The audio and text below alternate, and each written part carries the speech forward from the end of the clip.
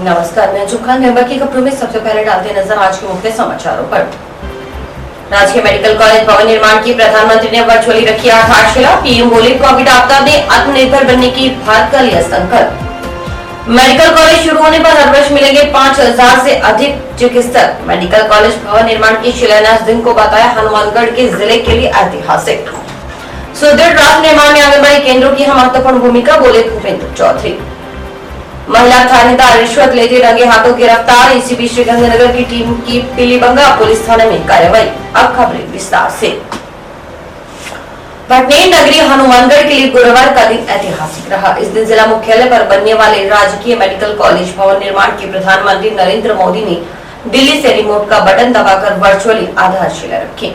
हनुमानगढ़ के अलावा सिरोही, बांसवाड़ा और दौसा के मेडिकल कॉलेज भवन का भी ऑनलाइन शिलान्यास किया गया।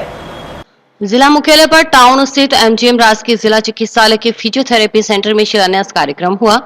जयपुर की सीतापुरा स्थित केंद्रीय पेट्रोकेमिकल्स इंजीनियरिंग और तकनीकी संस्थान से आयोजित मुख्य कार्यक्रम में सुबह 11 बजे प्रधानमंत्री नरेंद्र मोदी दिल्ली से वीडियो कॉन्फ्रेंस के माध्यम से जुड़े। इसके बाद केंद्रीय रसायन, उर्वरक और स्वास्थ्य और परिवार कल्याण मंत्री मनसुख मंडाविया ने स्वागत भाषण किया। मंडाविया ने कहा कि राजस्थान में बेहतर स्वास्थ्य सुविधाओं का विस्तार करते हुए 2000 से अधिक छात्रों को इन मेडिकल कॉलेजों में प्रवेश मिलेगा। फिर मुख्यमंत्री अशोक गहलोत ने संबोधित किया। इसके बाद पीएम नरेंद्र मोदी ने रिमोट का बटन दबाकर हनुमानगढ़, सिरोही, बांसवाड़ा, दौसा जिलों में बनने वाले मेडिकल कॉलेजों की ऑनलाइन आधारशिला रखी। इस बीच स्क्रीन पर एक लघु फिल्म भी दिखाई गई। लघु फिल्म की स्क्रीनिंग के साथ पीएम नरेंद्र मोदी ने सीपेट का उद्घाटन रिमोट का बटन दबाकर किया। जयपुर में हुए कार्यक्रम में मुख्यमंत्री अशोक गहलोत के अलावा केंद्रीय स्वास्थ्य मंत्री मनसुख मांडविया, केंद्रीय स्वास्थ्य राज्य मंत्री डॉक्टर भारती प्रवीण पंवार, चिकित्सा एवं स्वास्थ्य मंत्री डॉक्टर रघु शर्मा और चिकित्सा एवं स्वास्थ्य राज्य मंत्री डॉक्टर सुभाष गर्ग शामिल रहे। पूर्व मुख्यमंत्री वसुंधरा राजे भी ऑनलाइन कार्यक्रम से जुड़ी। जंक्शन में बाईपास रोड पर 40 बीघा भूमि में 325 करोड़ रुपए की लागत से बनने वाले नवीन राजकीय मेडिकल कॉलेज की शिलान्यास कार्यक्रम में उच्च शिक्षा राज्य मंत्री भंवर सिंह भाटी भी शामिल हुए। वर्चुअली शिलान्यास के बाद उच्च शिक्षा मंत्री ने मेडिकल कॉलेज की साइट पर पौधरोपण किया। जिला मुख्यालय पर हुए कार्यक्रम में उच्च शिक्षा राज्य मंत्री भंवर सिंह भाटी के अलावा सांसद निहाल चंद, विधायक चौधरी विनोद कुमार, पीलीबंगा विधायक धर्मेंद्र मोची, संगरिया विधायक गुरदीप सिंह शाहपिनी, कलेक्टर नतमल डिडेल, एसपी प्रीति जैन, जिला प्रमुख कविता वेगमाल, पूर्व मंत्री डॉक्टर राम प्रताप, सभापति गणेश बंसल, उप सभापति अनिल खिच्चड़, पंचायत समिति प्रधान प्रतिनिधि Dayaram Jakhar, PMO doctor Deepak Mitra Saini, CMHO doctor Navneet Sharma, medical jurist doctor Shankar Soni के अलावा जनप्रतिनिधि भी मौजूद रहे। हनुमानगढ़ जिले के लिए एक बहुत ही ऐतिहासिक आज का दिन है। यहाँ पर मेडिकल कॉलेज का शिलान्यास आज देश के हमारे प्रधानमंत्री श्री नरेंद्र मोदी जी के द्वारा किया गया और इस कार्यक्रम में, उद्घाटन के कार्यक्रम में हमारे राजस्थान के माननीय मुख्यमंत्री अशोक गहलोत जी की गरिमामय उपस्थिति में ये कार्यक्रम हुआ और हनुमानगढ़ के साथ साथ सिरोही में, दौसा में और बांसवाड़ा में 4 जगह नए मेडिकल कॉलेज का शिलान्यास किया गया है। और मैं कहना चाहूंगा कि पिछले 3-4 सालों की यदि हम बात करें तो राजस्थान देश का शायद पहला राज्य है जहां आज तक 16 मेडिकल कॉलेज चल रहे थे और 15 मेडिकल कॉलेज हमारे निर्माणाधीन हैं, जिनका कार्य बहुत तेज गति से शिलान्यास के बाद शुरू हुआ है। पूरे देश भर में केंद्र सरकार के द्वारा 75 नए मेडिकल कॉलेज की पिछले वर्षों में खोलने की घोषणा की गई थी और राजस्थान की सरकार ने, राजस्थान के माननीय मुख्यमंत्री महोदय ने राजस्थान में चिकित्सा की जो आवश्यकताएं राजस्थान के लोगों को महसूस हुई, उसको देखते हुए सारे के सारे मेडिकल कॉलेज, 15 मेडिकल कॉलेज के लिए जमीन आवंटित करने का काम हो और तमाम तरह की प्रक्रियाएं जो राज्य सरकार के द्वारा निर्धारित की जाती है, जो राज्य सरकार के द्वारा 40% इसमें पैसा भी दिया जाएगा। आज हम सबके लिए सौभाग्यशाली दिन है कि हनुमानगढ़ में एक नई मेडिकल कॉलेज की शुरुआत हुई है। देश के प्रधानमंत्री जी ने इसका शिलान्यास किया है। यह समय पर पूरा होगा। इस क्षेत्र की विकास की योजनाओं में यह मेडिकल कॉलेज बहुत बड़ा भागीदारी जताएगा। मैं मेरे पूरे जिले की तरफ से आदरणीय प्रधानमंत्री जी का धन्यवाद करना चाहूंगा कि उन्होंने 325 करोड़ रुपए की राशि सहित इस मेडिकल कॉलेज की शुरुआत की है। हनुमानगढ़ मेडिकल कॉलेज का शिलान्यास माननीय प्रधानमंत्री जी मोदी जी और हमारे मुख्यमंत्री राजस्थान सरकार अशोक जी गहलोत द्वारा हुआ और ये इलाके के लिए बहुत बड़ी सौगात है। कॉलेज हो रहा है और उन्होंने भाषण में भी कहा 18 महीने के अंदर इसको तैयार कर। मैं समझता हूँ बहुत ही जल्द अच्छी बिल्डिंग तैयार होगी और हमारे यहाँ के बच्चे पढ़कर डॉक्टर बनेंगे, सबको बिल्कुल मिलेगी। सभी इलाके पुनः बहुत बहुत हनुमानगढ़ जिले को एक बहुत महत्वपूर्ण सौगात माननीय प्रधानमंत्री नरेंद्र भाई मोदी जी ने दी। सबसे पहले तो मैं पूरे हनुमानगढ़ वासियों को बहुत बहुत बधाई देता हूँ और हम सब लोग पूरे हनुमानगढ़ जिले की तरफ से हम सब लोग माननीय प्रधानमंत्री नरेंद्र जी मोदी का हम सब लोग आभार प्रकट करते हैं। निश्चित रूप से ये एक बहुत सराहनीय है, केंद्र सरकार का बहुत बड़ा कदम। हनुमानगढ़ के लोगों को अच्छी चिकित्सा सुविधा मिलेगी और हनुमानगढ़ के जो विद्यार्थी मेडिकल शिक्षा के लिए जो बाहर जाते थे उनको भी हनुमानगढ़ में रह के अच्छी शिक्षा मिलेगी और निश्चित रूप से हनुमानगढ़ का न केवल आर्थिक रूप से बल्कि एक शिक्षा की नगरी के रूप में भी हनुमानगढ़ का विकास होगा। पुनः प्रधानमंत्री मोदी जी का बहुत बहुत आभार और सभी हनुमानगढ़ वासियों को बहुत बधाई।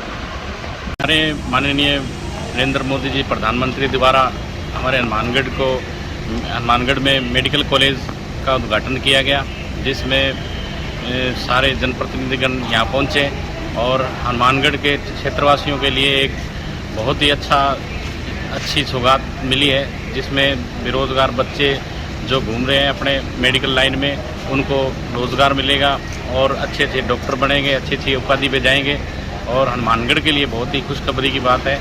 और मैं माननीय नरेंद्र मोदी जी का धन्यवाद देना चाहूँगा और साथ में हमारे माननीय सांसद निहाल चंद जी का उनके प्रयासों द्वारा मोदी जी तक बात पहुँचाई और हनुमानगढ़ में जो हाँ भरी मोदी जी ने वो आज उनका काम पूरा हो गया है, उनका उद्घाटन हो चुका है और हमारे क्षेत्रवासी उनका बहुत बहुत धन्यवाद करते हैं। मेरे क्षेत्रवासियों की तरफ से उनका मैं हार्दिक आभार और धन्यवाद करता हूँ। हनुमानगढ़ के लिए आज का दिन बड़ा ऐतिहासिक दिन था।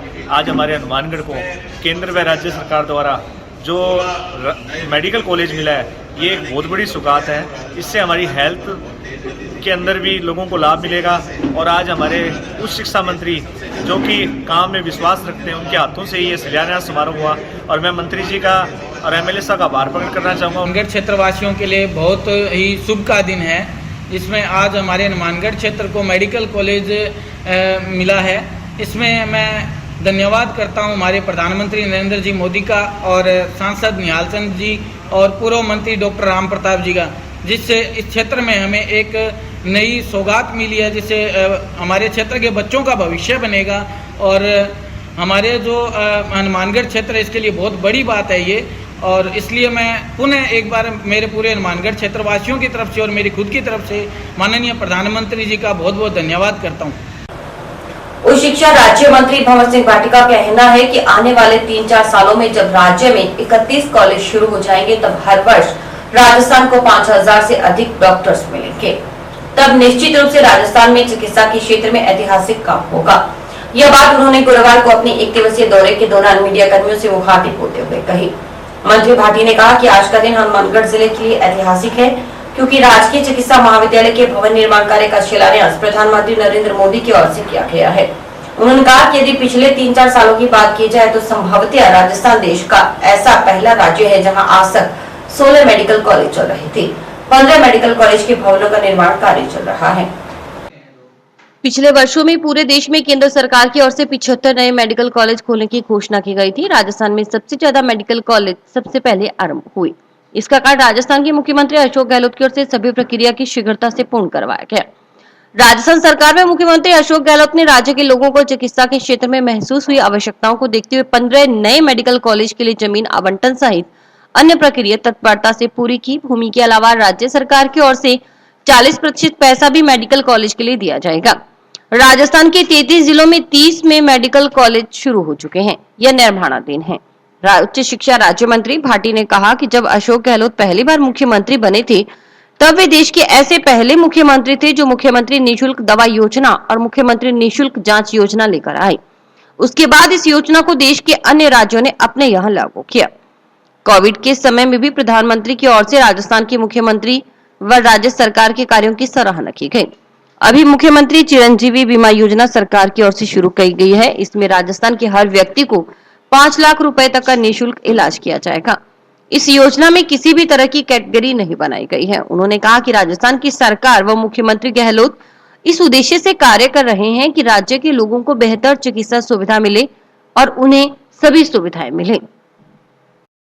50% से ज्यादा सब सेंटर खाली थे, उप स्वास्थ्य केंद्र, जहां एएनएम का पद खाली होने की वजह से वो बंद पड़े थे।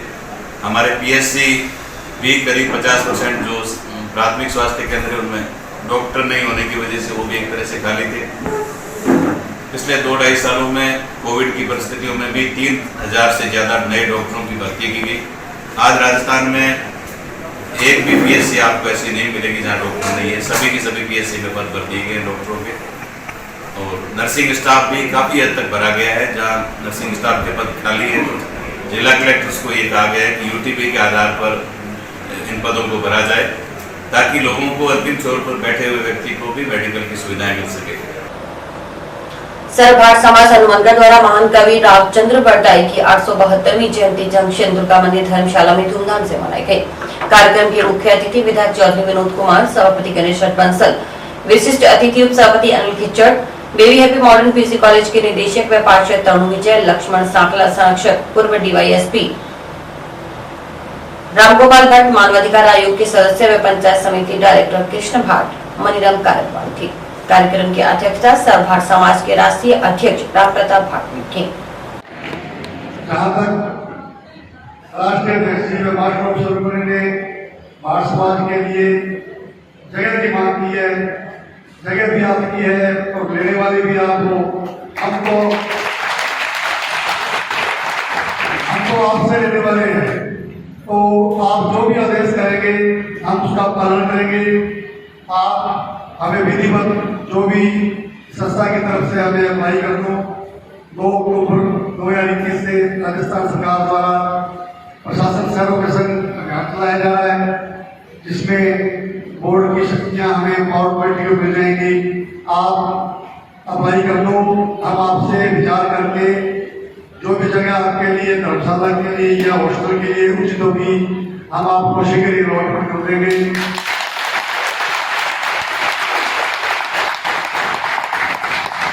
नगरपालिका स्तर पर अक्टूबर बाद नहीं करके राज्य सरकार को भेज देंगे और वहां से अपने चौधरी विनोद कुमार जी का साथ लेकर और उनके आशीर्वाद से ये स्वीकृति लेकर आएंगे और आपके लिए जगह उपलब्ध करा देंगे। भारत ने किसी को कोई धोखा नहीं दिया, किसी के साथ कोई विश्वासघात नहीं किया, सबके साथ मिलकर उन्होंने बहुत अच्छे से अपनी स्वामी धर्म का परिचय दिया। मैं इस मौके पे, क्योंकि वक्ता बहुत बोलने वाले हैं, मैं आपसे निवेदन करना चाहूंगा कि भारत समाज देश की सरस्वती पुत्र है और वीर भी है, योद्धा भी है, लेकिन आज के समय में सरस्वती माता इनसे बहुत दूर जा चुकी है और शिक्षा के क्षेत्र में बहुत पिछड़े हुए हैं। हमारी आर्थिक स्थिति, सामाजिक स्थिति, शैक्षणिक स्थिति बहुत खराब है और सारे के सारे लोग अपनी मजदूरी करके अपना पेट भर रहे हैं। यहाँ मुख्यमंत्री के माध्यम से समाज में जा जाकर हम अलग अलग काम करते हैं। हमारे समाज का गौरवशाली बंधु जो थे रामचंद्र बरदाई जी, उनका जन्मोत्सव है। समाज की ओर से आज पूरे भारत के अंदर उनका जन्मोत्सव मनाया जा रहा है। उसी के नियमित राजस्थान के हनुमानगढ़ जिले के अंदर हम हमारे समाज की ओर से ये जन्मोत्सव आज मना रहे हैं। रामचंद्र बरदाई जी हमारे लिए गर्व और गौरव का विषय था, हमारे समाज के लिए स्वाभिमान का विषय था। इसलिए हम सब आज प्रथम बार जो है ये जन्मोत्सव मनाने, हमारा समाज जो है स्वाभिमान करने के लायक था। हम लोगों ने इनके माध्यम से इनके बीच में ये विषय रखा, इनको दिखाया कि समाज ऐसा है। इसके साथ साथ हमने सभापति महोदय जी को एक ज्ञापन दिया है। हमारा समाज आज़ादी से लेकर के आज दिन तक हमारे यहाँ कहीं ना तो हॉस्टल की जगह थी, ना हमारे यहाँ कोई धर्मशाला की जगह थी। उसकी मांग जो है हमने इनको सभापति महोदय जी को दी है। विधायक जी भी आने वाले हैं, उनसे भी आग्रह करें। में चंद्रभाई की जयंती मनाई गई। इसमें भारत समाज के जो भारतों के बारे में इसके विशेष पूरी उनके चरणों में चलने के लिए बोला है। और भारत समाज को ऊपर लाने के लिए ये सम्मेलन रखा गया, जिसमें से भारत में जैसे बहुत सारी जाति ये छिपी हुई थी और आज तक ये छिपी हुई है, क्योंकि इसके आगे तरक्की के लिए आगे अशिक्षित होने की वजह से एक युवक अपने साथ हुई ठगी के संबंध में मुकदमा दर्ज करवाने के लिए दो पुलिस थानों के बीच चक्करघिनी बना हुआ है। दोनों ही पुलिस थानों के अधिकारियों की ओर से अपने अपने थाना क्षेत्र का मामला न होने के बाद कह मुकदमा दर्ज नहीं किया जा रहा। पिछले दिनों इस युवक ने गुहार लेकर जिला पुलिस अधीक्षक के पास भी पहुंचा था। तब एसपी ने परिवार को टिब्बी पुलिस थाना भिजवा दिया, लेकिन टिब्बी पुलिस ने सदर पुलिस थाना क्षेत्र का मामला होने के बाद कह इत्तेश्री कर ली। फिर जब वह युवक सदर पुलिस थाना पहुंचा तो वहां से भी जवाब मिला कि यह मामला टिब्बी पुलिस थाना क्षेत्र का है, इसलिए वहां भी मुकदमा दर्ज नहीं होगा। परेशान हुआ ये युवक गुरुवार को फिर एसपी कार्यालय पहुंचा और एसपी के नाम अधिकारियों को ज्ञापन सौंप पुलिस को मुकदमा दर्ज करवाने के आदेश देने की मांग की। जानकारी के अनुसार रोहतास निवासी टिब्बी ने बताया कि उसने 4-5 साल पहले किसान एजेंसी टिब्बी से फाइनेंस पर मोटरसाइकिल खरीदी थी। उसने अमृत मालवा कैपिटल कंपनी के जरिए फाइनेंस करवाया। उसकी फाइनेंस की हस्ताक्षर की हुई फाइलों के साथ किसान एजेंसी टिब्बी के दिनेश अग्रवाल, अमृत मालवा कैपिटल फाइनेंस कंपनी के नितिन कुमार, राजवीर सिंह व अन्य ने छेड़छाड़ कर उनके नाम पर कूटरची दस्तावेज तैयार कर फर्जी हस्ताक्षर कर फर्जी लोन उठाकर ठगी कर ली। इस घटना के संबंध में पूर्व में भी एसपी के समक्ष पेश होकर जानकारी दी थी।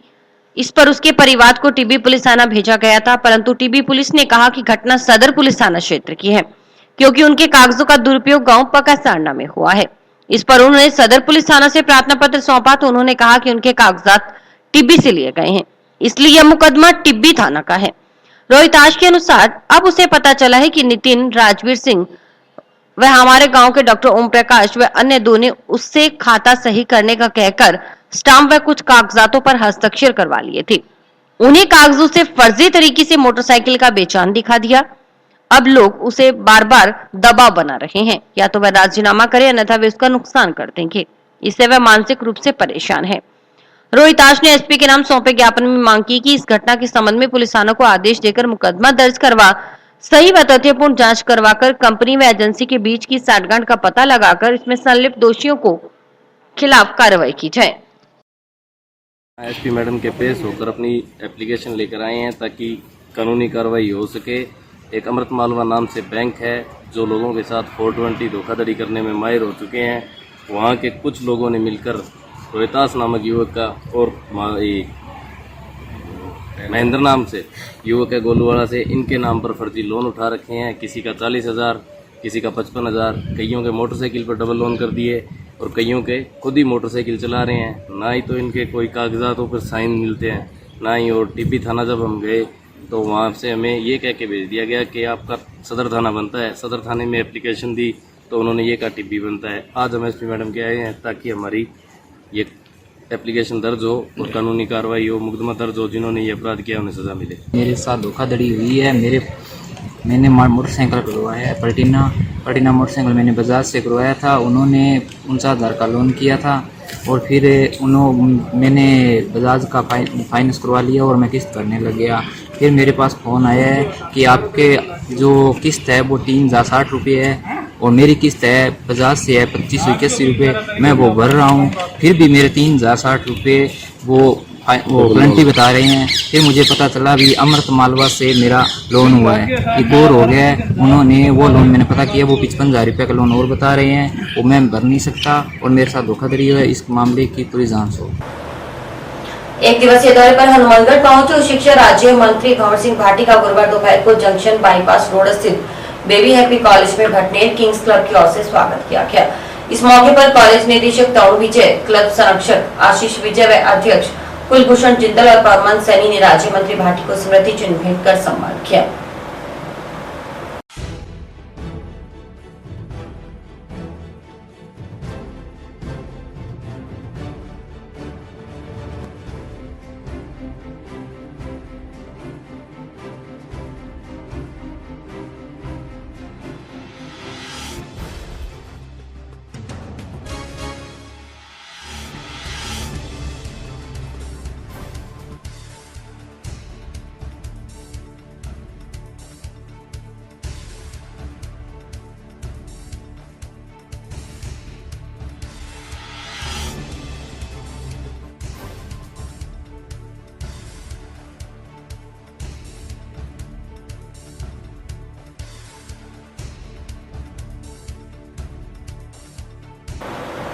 भ्रष्टाचार निरोधक ब्यूरो श्रीगंगानगर की टीम ने गुरुवार को दोपहर बाद हनुमानगढ़ जिले की पीलीबंगा पुलिस थाना में तैनात एक महिला सहायक उप निरीक्षक को रिश्वत लेते रंगे हाथ गिरफ्तार कर लिया। बताया जा रहा है कि छेड़छाड़ के संबंध में दर्ज मामले के संबंध में रिश्वत मांगी गई थी। एसीबी श्रीगंगानगर की टीम ने गुरुवार को पीलीबंगा पुलिस थाना में तैनात एक महिला एएसआई को 10,000 रुपए की रिश्वत लेते रंगे हाथों गिरफ्तार कर लिया। महिला थाना में छेड़छाड़ के संबंध में दर्ज मुकदमे में एफआईआर लगाने की एवज में रिश्वत मांगी गई थी। जानकारी के अनुसार एसीबी श्रीगंगानगर की टीम को परिवादी की ओर से शिकायत की गई थी कि उसके व सहपरिवादी के खिलाफ पीलीबंगा पुलिस थाना में दर्ज मुकदमे में एफआईआर लगाने की एवज में जांच अधिकारी एएसआई इंदिरा की ओर से 10,000 रुपए रिश्वत की मांग की जा रही है। एसीबी ने बुधवार को शिकायत का सत्यापन करवाया। शिकायत का सत्यापन करवाने के बाद गुरुवार को एसीबी श्रीगंगानगर की टीम ने पीलीबंगा पुलिस थाना में परिवादी और सहपरिवादी से 10,000 रुपए की रिश्वत लेते एएसआई इंदिरा पोटलिया को रंगे हाथों गिरफ्तार कर लिया। साथ ही रिश्वत रकम भी बरामद कर ली। इसके बाद एसीबी की टीम ने थाना प्रभारी के कार्यालय में ही कागजी कार्रवाई पूरी की। टीम में एसीबी श्रीगंगानगर के डीएसपी भूपेंद्र सोनी, पुलिस निरीक्षक विजेंद्र कुमार, एएसआई हंसराज शर्मा, कांस्टेबल संजीव कुमार, भवानी सिंह, आशीष कुमार, पूर्ण सिंह, प्रदीप कुमार, सुनीता व गुरजीत कौर शामिल थी। एएसआई इंदिरा पूर्व में हनुमानगढ़ जंक्शन पुलिस थाना अधीन सुरेशिया चौकी प्रभारी भी रह चुकी हैं। सुरेशिया चौकी प्रभारी के पद से उनका स्थानांतरण पीलीबंगा हुआ था। आज एसीबी चौकी श्रीगंगानगर द्वारा पीलीबंगा थाना में एएसआई श्रीमती इंदिरा पोटलिया को 10,000 की रिश्वत की राशि लेते हुए गिरफ्तार किया गया है। पोटलिया ने ये राशि जो ली है छेड़छाड़ के मुकदमे में एफआईआर लगाने के एवज में ली। अभी जारी है, कार्रवाई जारी है, जैसी सूरत होगी आगे वैसी कार्रवाई जारी है। आबकारी विभाग के कर्मचारियों पर घर में घुसकर धमकाने में जबरन नकदी जेवरात ले जाने का आरोप लगाते हुए एक महिला ने गुरुवार को एसपी के नाम पुलिस अधिकारियों को ज्ञापन सौंपा। जानकारी के अनुसार वीरपाल कौर पत्नी वीरू सिंह मजबीर निवासी वार्ड नंबर 10 के एनजे ने बताया कि बुधवार को वह घर पर अपने नाबालिग बच्चों के साथ अकेली थी। शाम को आबकारी विभाग के कर्मचारी घर में जबरदस्ती घुसे और कहा कि उन्हें सूचना मिली है कि उनके घर में अवैध शराब रखी हुई है। यह कहकर वे घर की तलाशी लेने लगे।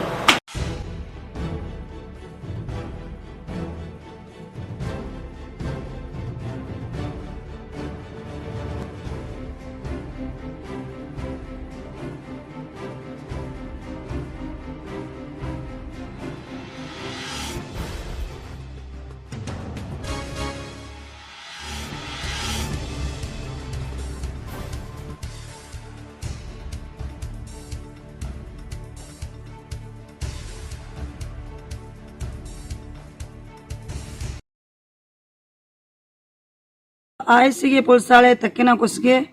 लेडीज नाल सी, लेडीज ने मेरे हाथ फड़ लिया ते पुलिस वाले ने मेरी तलाशी लीती कर दी। मेरा माल नहीं मिलिया, कुछ नहीं मिलिया। 2 महीने पहला मैं दारू बेच दी सी, उस बाद मैं बंद करती, मेरे तो मुकदमा हो गया। ते पुलिस वाले 5 बजे आए, 5 बजे रेड मारी, नहीं मिली। 3 बजे आए, 3 बजे रेड मारी, कुछ नहीं मिलिया। 8 बजे आए, 8 बजे उन्होंने रेड मारी, मेरे घर दे विचों माल नहीं मिलिया। ते आमकारी वाले नाल ठेके वाले दा एक बंदा सी, ਉਹਨੇ ਬਾਲਟੀ ਡਬੋਈ, ਡਿੱਗੀ ਦੇ ਵਿੱਚੋਂ ਪਾਣੀ ਕੱਢਿਆ, ਪਾਣੀ ਕੱਢ ਕੇ ਜੱਗ ਭਰ ਲਿੱਤਾ। ਜੱਗ ਭਰ ਕੇ ਉਹਨਾਂ ਨੇ ਪਾਣੀ ਦਾ ਦਾਰੂ ਬਣਾ ਕੇ ਫੋਟੋ ਖਿੱਚੀ। ਮੈਂ ਕਿਹਾ 5 ਮਿੰਟ ਤੁਸੀਂ ਰੁਕੋ, ਮੈਂ ਸਰਪੰਚ ਨੂੰ ਸੱਦਦੀ ਆਂ। ਮੇਰੇ ਹੱਥ ਵਿੱਚੋਂ ਫੋਨ ਉਹਨਾਂ ਨੇ ਫੜ ਲਿੱਤਾ।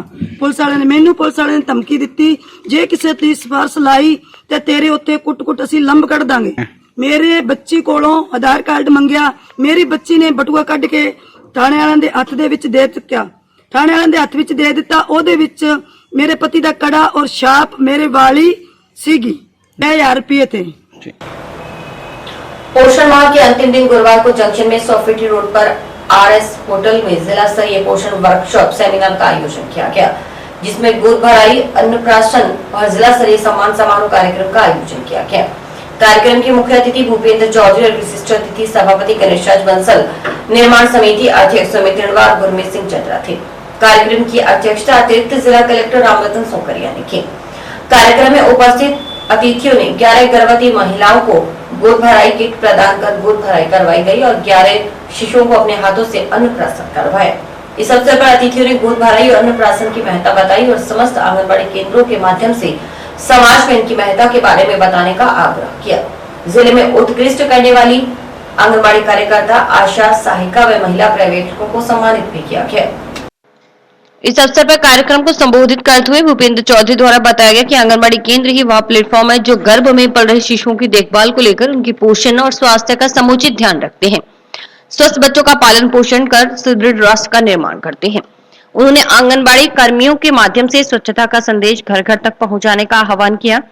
एडीएम रामरतन सौकरिया द्वारा आंगनबाड़ी कर्मियों की भूरी भूरी प्रशंसा की गई और अपने नियमित कार्यों के अलावा कोविड के दौरान किए गए कार्यों की सराहना के साथ ही जिले में कुपोषित बच्चों की पहचान कर उनको एमटीसी सेंटर रेफर करने की अपील की। सभापति गणेशराज बंसल ने बताया कि हमारे जिले में अल्प मानदेय होने के बावजूद आंगनबाड़ी कार्यकर्ता बहुत अच्छे ढंग से कार्य कर रहे हैं। घर घर जाकर न केवल आईसीडीएस की सेवाएं प्रदान करते हैं बल्कि विभागों की महत्वपूर्ण योजनाओं को भी आमजन तक पहुंचाने में महती भूमिका अदा करते हैं। इस मौके पर सुमित रणवा द्वारा सम्मानित होने वाली समस्त महिलाओं को बधाई दी गई और भविष्य में और उत्साह के साथ कार्य करने के लिए कहा गया। मैंने दूर जाना है, बहनों की हौसला अफजाई की। एक जो काम कर रहा है उसको एक शाबाशी और हौसला अफजाई उसकी बहुत जरूरी है। आप जो काम कर रहे हैं इसकी कोई तुलना नहीं है। ये राष्ट्र निर्माण का सब काम है, ये सबसे महत्वपूर्ण काम है। और आप अपने काम को ये ना सोचें कि भी आपकी सैलरी कम है या कोई आपकी वर्किंग आवर्स ज्यादा है। ये जो काम है इसकी कोई वैल्यू ही नहीं है, ये इनवैल्यूएबल है, बहुत ही कीमती और बहुत ही सबसे सर्वोपरि काम है जो आप सब कर रहे हैं। और मुझे बड़ी खुशी है कि अपना जिला पिछले 3-4 वर्षों से हमेशा ही कोरोना काल से पहले 2017 से लेकर आज तक प्रथम आ रहा है। ये बहुत बड़ी बात है। मैं जहाँ पर न्यूट्रिशन की बात आ जाती है, बच्चों के न्यूट्रिशन की, पोषण की, मैं आपको बताऊं ऐसे बहुत से मुल्क हैं अफ्रीका के अंदर, वहाँ पर बहुत सी उनके पास सारे संसाधन है, पैसे बहुत हैं, वहाँ पर गोल्ड माइंस हैं, डायमंड माइंस हैं, अफ्रीका के अंदर मिनरल्स हैं, पर वहाँ पर गवर्नमेंट की ऐसी कोई स्कीम नहीं है कि बच्चों को और पॉपुलेशन को न्यूट्रिशन पहुँचाई जा सके, उनकी मदद की जा सके। कहा गया है ये बहुत ही अच्छी शुरुआत है जो पिछले 2 कोरोना काल के लहरों में जो आप बहनों ने मानवता के नाम पर जो काम किया है, अपने परिवार का अपना जीवन का ख्याल न रखकर आपने आम जनता का ख्याल रखा और डोर टू डोर जाकर कार्य किया। इसके लिए आप सभी बहनें बधाई की पात्र हैं। मैं आपको साधुवाद देता हूँ और बधाई देता हूँ और यही कामना करता हूँ कि आप इसी मानवता की सेवा करते रहेंगे। मैं भी आप थोड़े मानदेय पर बहुत ज़्यादा काम कर रही हैं, ये आप दिलकश पूरी मेहनत भी कर रही हैं। मैं चौधरी विनोद कुमार जी हमारे जो लोकप्रिय विधायक हैं उनसे निवेदन करूँगा, मैं उनके माध्यम से ये प्रयास करेंगे कि आपको राज्य सरकार में आपका मानदेय बढ़े, यहाँ तक कि ये प्रयास करेंगे कि आपको वहाँ आप लोग बहनें जाकर कार्य करती हैं, चाहे वो कोरोना काल रहा हो, चाहे कुपोषण का काम हो। मैं आप लोगों को साधुवाद देता हूँ और जैसा कि विनय जी ने बताया, हम भी सरकार से इस बात का निवेदन करेंगे कि आप लोगों का मानदेय बढ़ना चाहिए, क्योंकि जो कार्य आप लोग करते हैं इतना कठिन कार्य बेशक ही कोई मैं नहीं समझता कोई करता हो। आप लोगों ने ये प्रोग्राम महिला बाल विकास विभाग की तरफ से हमारे 1 तारीख से लेकर 30 तारीख तक पोषण माह के नाम से चलाया जा रहा है और आज इसका अंतिम दिन। पोषण तो हमारे हमेशा रहेगा आंगनबाड़ी केंद्रों पे, लेकिन आज इसे हमने बड़े धूमधाम से मनाया है। और इस केंद्र में क्या किया है, हमारे जो 7 ब्लॉक है उस 7 ब्लॉक में अच्छा काम करने वाली कार्यकर्ता, सहायिका, सहयोगिन और सेक्टर सुपरवाइजर को यहाँ पर सम्मानित किया गया है। उनके द्वारा फील्ड के अंदर यह सबने अच्छा है, लेकिन हम जैसे सभी को जैसे यहाँ बुला नहीं पा रहे, इसलिए हमने एक को सिलेक्ट करके और यहाँ उन्हें सम्मानित किया है। और इसके अंदर ये हमें किस प्रकार से आंगनबाड़ी केंद्र पर आने वाले लाभार्थियों को पोषण की सलाह देनी है और किस तरह से खान पान के बारे में बताना है ताकि वो अपना पोषण से प्रकार से कर सके। हालांकि खाने को सब बहुत अच्छा खाते हैं, इनमें से किस प्रकार से खाना है किस पर ध्यान रखते हुए ये कार्यक्रम रखा गया। अखिल भारतीय खेत मजदूर यूनियन राज्य कमेटी की बैठक गुरुवार को भूरालाल स्वामी की अध्यक्षता में जंक्शन लाल चौक स्थित शहीद भगत सिंह यादगार केंद्र में हुई। उन्होंने बताया कि यूनियन की ओर से नए सदस्य बनाने का लक्ष्य तय किया गया है। दिल्ली से आए all India secretary Vikram Singh ने बताया कि मनरेगा में प्रति परिवार कम से कम 100 दिन का काम और 400 रुपए दिन मजदूरी देने, खाद्य सुरक्षा में चयनित परिवार को प्रति माह 2 रुपए प्रति किलोग्राम के हिसाब से 35 किलो गेहूं देने और भूमिहीनों को भूमि आवंटन की मांग को लेकर राजस्थान में नवंबर से एक बड़ा आंदोलन शुरू किया जाएगा।